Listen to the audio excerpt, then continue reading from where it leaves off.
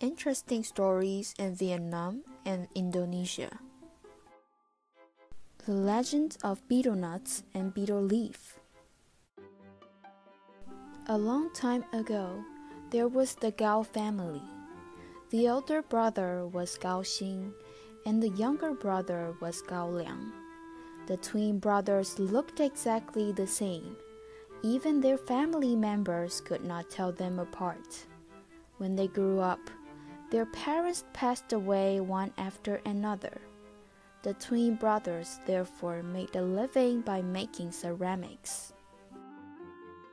Although the elder brother had a wife named Liu, the twin brothers still lived together. Liu often mistook the younger brother for her husband and felt embarrassed. One day, the older brother and his wife were sorting out the ceramics. They were preparing to bring them to the market for exchanging things. The husband said that they should be able to exchange for 2 buckets of rice this time.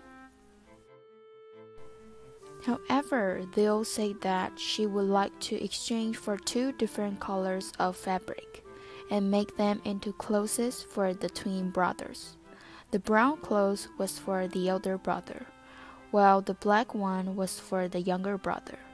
She also asked them not to exchange their clothes with each other, so that she could tell them apart by their clothes. One day, the twin brothers went fishing in the field.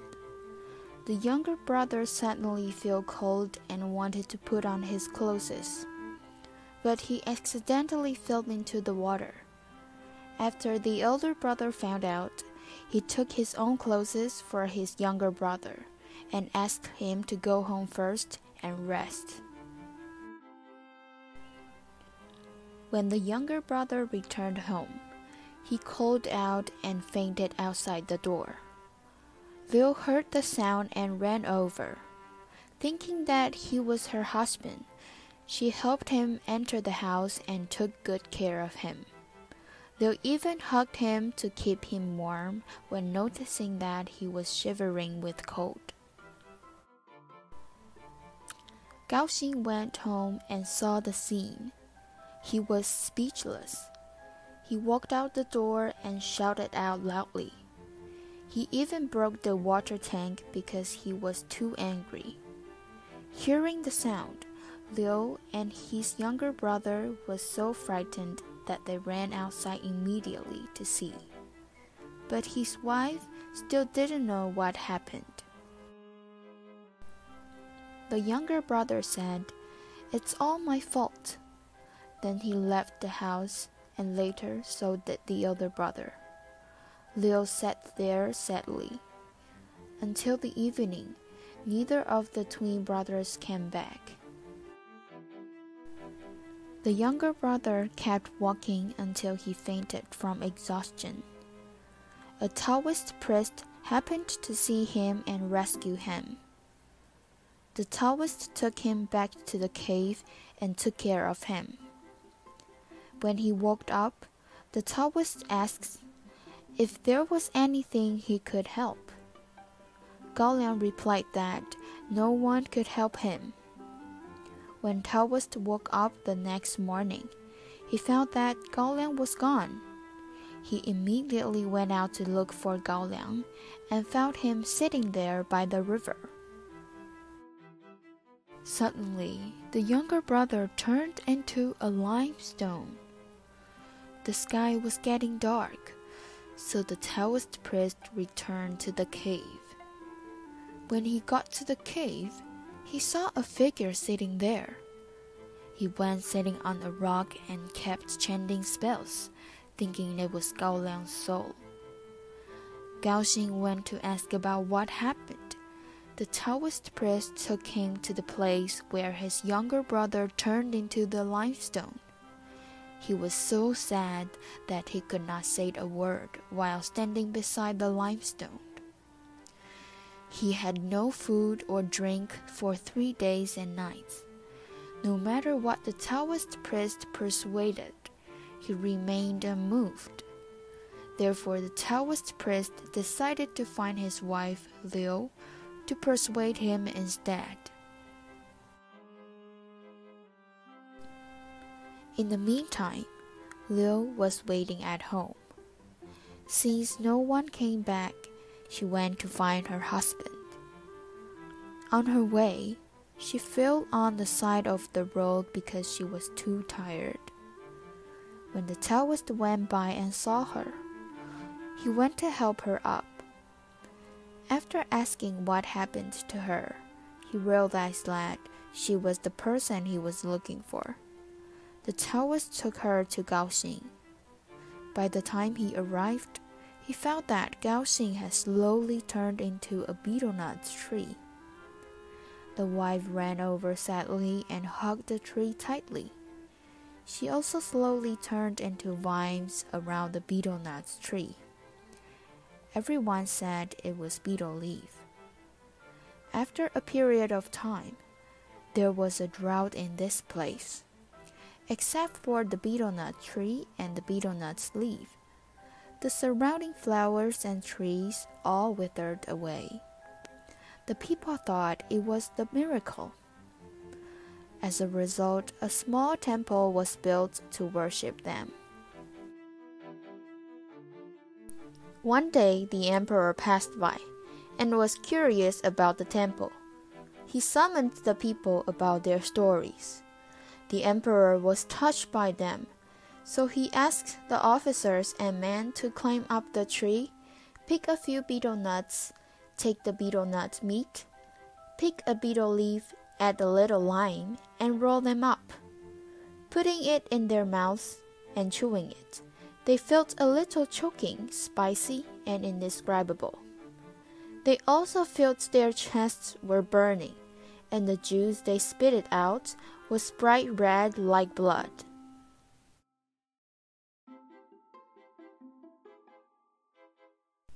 From then on, the emperor announced that every engagement or marriage must use these 3 items as one of the betrothal presents, which represents the meaning of strong bonds for brotherhood, a harmonious union lasting 100 years, and being of one mind forever.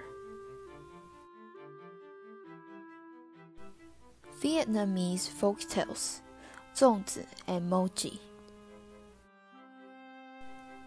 粽子 and mochi are the traditional cakes in Vietnam. They are used to worship the ancestor and the universe by the descendants. The ingredients include glutinous rice, mung beans, pork, coconut, etc. A long time ago, the 6th king ascended to the throne. He decided to make a change when spring came. The king invited the princes and said, "Anyone who finds the best cuisines with great meanings will take the throne." The princes all tried their best to search for the most delicious and the fanciest food to give it to the king in order to take the throne. Therefore, some princes woke up before the sunrise and took boats to the sea to find treasures. Some princes thought that there must be many special foods in vast mountains, so they went up the mountains and searched for great delicacies. The 18th son was called Jie Xiao. He was a gentle and virtuous person and lived a simple life. What's more, he is very filial to his parents. He was worried about what to prepare. One day, Jie Xiao dreamed about a god who said to him, "Kids, there is nothing more precious than rice in heaven and earth. Rice is the food that nourishes human beings. You should make glutinous rice into round and square cakes, which symbolize heaven and earth. Wrap the cakes with green leaves, and put mung bean and pork inside, to symbolize the gratitude for the love and care of parents." After Jie Xiao woke up, He felt excited about the idea. He followed the instructions which he dreamed about. He mixed up glutinous rice and steamed it to make a round mochi, which symbolizes heaven, and chose the best glutinous rice to make a square 粽子, which symbolizes the earth. Finally, he used green leaves as the outer layer, and put mung beans and pork in the middle of the glutinous rice, which represented the care and love of parents for their children. Spring has come. All the princes brought their delicacies and put them on the trays. There were all kinds of delicious cuisines like seafood. Only Jie Xiao brought the 粽子 and mochi. King Xiong wanted to know the magic of the story. Jie Xiao explained that he received divine inspiration and described the implication of making the 粽子 and mochi. The king tasted the delicious 粽子 and mochi and said that they were very meaningful. Then King Xiong appointed Jie Xiao to ascend the throne.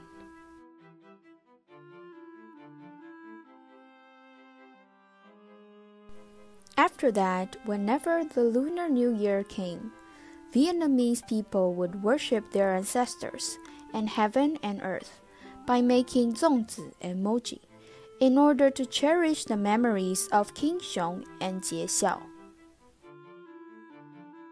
The story of growing and carrying tobacco. I am a farmer's child. I have lived in the countryside since I was a child. There have been a lot of fruits, flowers, and plants in our village. But for me, growing tobacco is the hardest and the most laborious work, which leaves the deepest impression on me. Every step from planting tobacco to harvesting needs to be very careful. First, we dig the soil. Then we make a furrow, water it, and sprinkle tobacco seeds until the tobacco seedlings grow large enough. After that, we continue to dig the soil and sieve the soil finely through the bamboo with small holes. Then we put the soil in a bottomless bag. The soil in the plastic bag should neither be too tight nor too loose, lest the soil will run off when watering.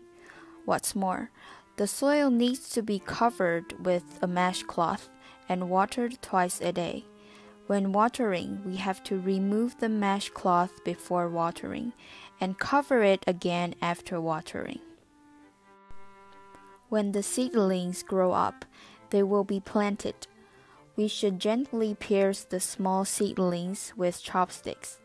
Then we use the prepared soil bag to plant the seedlings into the small holes. Be careful that the tenderness of the seedlings cannot be squeezed vigorously. This can prevent the seedlings from being injured and dying. And the next step is taking care of tobacco seedlings. We still have to water them in the morning and the night every day. After tobacco seedlings grow up, choose the bigger and prettier one and then continue to plant in the field. Planting tobacco seedlings needs many steps. One digs holes on the field, and another distributes tobacco seedlings and puts them aside from each hole, and another person puts the fertilizer into holes. The last one cuts off the plastic bag of tobacco seedling and plants it into the hole. Be sure to keep in mind that you should notice the direction of the planting person's shadow. Don't let it cover the hole, or it will have a bad influence on the growth of tobacco. During the growing process of tobacco, we should be aware of their development and add fertilizer regularly to supply nutrients. After tobacco grows up, the bottom of the tree will gradually appear with the slight yellow leaves, which means it is time to harvest. Don't be too rude when harvesting, because the leaves are weak and easy to be injured. The harvested tobacco is bundled into bundles, taken home and placed neatly. Cover with straw mats and stop for 1 to 2 days. When the tobacco leaves are completely yellow, the destemming work begins. The process of cutting tobacco is really hard. To keep energetic, we should prepare tea and coffee. The time of the night is very long. We also have to prepare the night snack for master workers at midnight. Cutting tobacco should be very careful.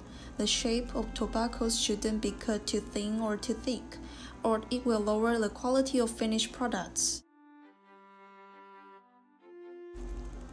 The tobaccos which are cut off should be spread out on the fans made of bamboo and let bask in the sun.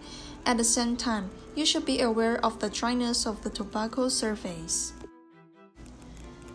Then turn over the tobaccos to the other side, bask in the sun. Repeat this step until both sides are dried and become brass yellow. Next, we can start to make tobacco cakes. The time of making the tobacco cakes is still at midnight or daybreak. Put tobaccos under the moon, and after softening the phloem of tobaccos by the moisture, they can be rolled up into the stick. Because the dry tobacco is crispy and it is easy to smash, it will look bad after rolling up. The best step is to keep basking the tobacco cakes in the sun for almost 4 to 5 days until they are totally dried, and from 4 p.m. to 5 p.m. they can be packaged and sold to manufacturers. Afterward, send them to the factory to be processed into cigarettes and sold to the customers. Cone-shaped rice. Java in Indonesia is separated into 3 parts: West Java, Middle Java, East Java.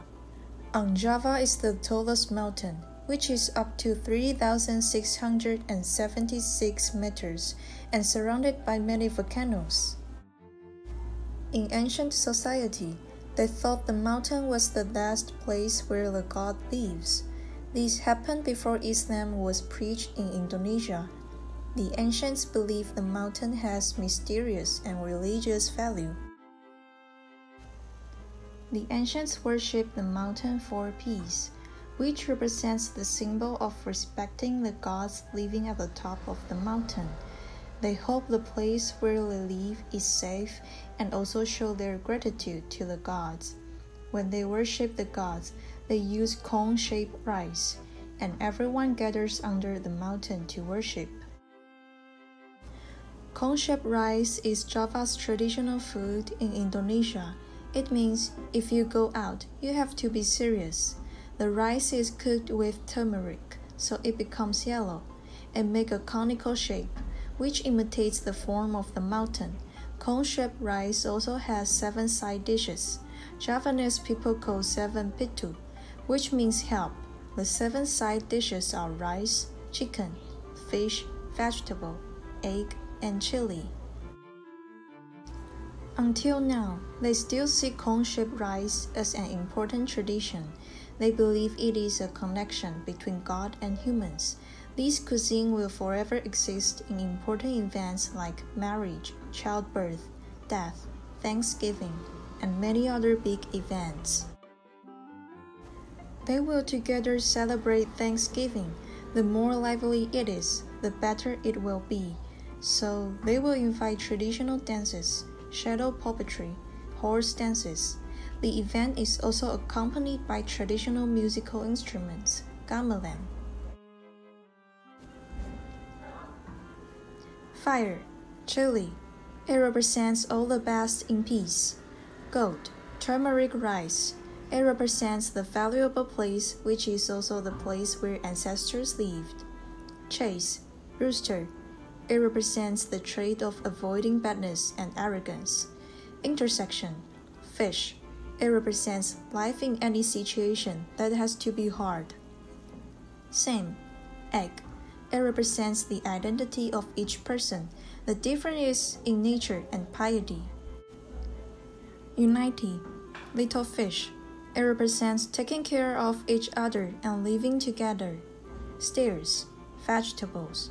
It represents helping each other, safety, and trying to move forward to make life better.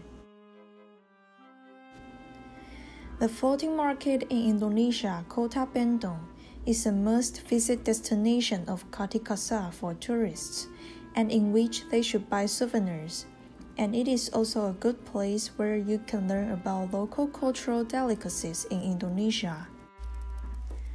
The weather there is refreshing and clean, and they use natural mountain spring water. However, there originally was a desolate forest. It is said that place was haunted, so there were some horror stories about finding victims for ghosts to be reborn. Afterward, the trader connected it to the floating market. They cut down the trees and bamboo and rearranged these forests. They used local materials such as trees and bamboo to make the road, the fence, the bridge, and the cabins for vendors. After the forest was arranged, it became the current tourist spot. Most of the buildings in the market are made of bamboo cut down initially. The bamboo is used to build the house. Leaves of coconut palms are used to weave the roof. Bamboo clappers are used to set up the house, half below which is on land and half in the river. The local boats are also made of bamboo. The chalet is the accommodation for tourists. Fishing is possible when tourists open the door, and if we beckon, vendors row bamboo boats to let us buy things. Going down the stairs of the chalet is a place where the boat can dock. Originally, it was built of cement, so it was rewoven into a terrace using bamboo so that the boat can dock conveniently. Besides, be sure to try the Indonesian local beef balls sold on some boats. It is different from Taiwanese meatballs and special. Beef balls are boiled into a soup with some noodles and some soy sauce. Oh, it just hit me that the Indonesian soybean sauce is sweet. The special part is that customers can eat barbecue on the boat. They have grilled meats of local specialties, satay. We eat barbecue while the vendor grill, and the sauce is special, which has peanuts and some of Indonesia's local spices. Next to the boat is the stage weaved by bamboo. At night, there will be a water dance show and performances. We can eat on the boat while enjoying the show. You can also buy the fruit mangosteen from the boats in the floating market. The mangosteen in Indonesia is very cheap. A kilogram costs only 20,000 to 35,000 Indonesia rupiah. The season is from May to September. If the boats selling fruit gather together, you can bargain with the vendor, and it is possible to buy at a low price. Look at the lower right of the picture. It is a brown salak. It looks terrible like snake skin, but it tastes good and crispy. Its tree looks scary. It is full of thorns, and so is the appearance of salak. If you want to eat it, the machine should ground it. It is not easy to get the salak by planting the tree. It has to mate successfully to bear fruit. The season is from May to September. A kilogram of salak costs about $13,000 to $25,000. Rambutan is generally seen as the larger redder fruit and the longer and more beautiful hair, but the kind of the rambutan the locals will eat is not like that. They will eat opposite, small and green ones with short hair, which is more delicious and expensive. The upper left of the picture is rugu, which is like longan, but it is not. It is transparent from flap to the flap when it is pulled apart. It tastes like pomelo, but it has a seed, which is edible. The season is from June to August. A kilogram of rugu costs about $10,000 to $25,000. There are many sugar apples in Indonesia. Usually, Indonesians use it to make juice. That is cheaper. A kilogram of sugar apple costs $9,500 to $20,000. The season is from June to September.